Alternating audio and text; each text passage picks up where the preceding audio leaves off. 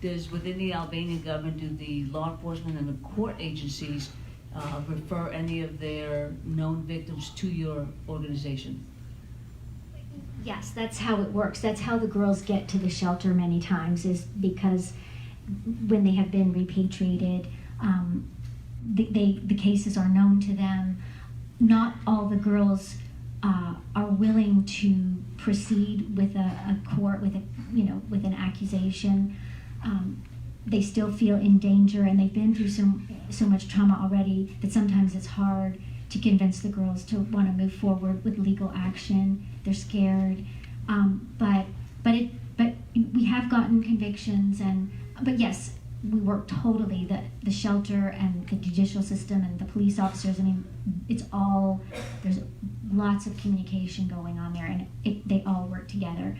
And the witness protection program is small, but it's growing, and I think the trend is for more and more girls being willing to make the accusations against their accusers.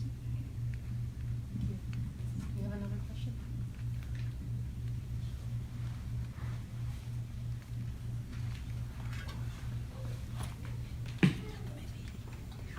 Hello, my name is Shirley Downs, and I used to work in Congress, and I was legislative director for Shirley Chisholm. So I have a couple of suggestions as possibilities coming from my government experience here in the U.S.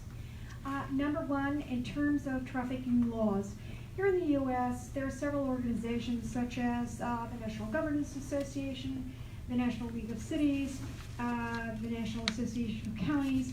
All of them pool and come together and talk to each other, and they push for legislation across the country to solve common problems. For example, in the anti-trafficking, if you've got models that you think work, then you can use those organizations. You can probably use the EU in the same way and push to have this legislation passed in every single country and use these organizations to do that.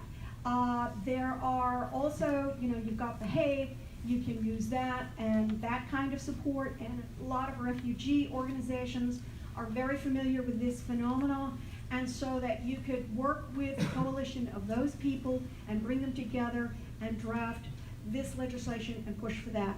Secondly, in terms of the Kate Spade Foundation, one of the things that Bono did so effectively, he did the Red Campaign. He was able to get other businesses and other organizations and corporations to understand, hey, we're going to solve these problems, and we'll do it with a combination of business and civic activism. And he was extremely successful.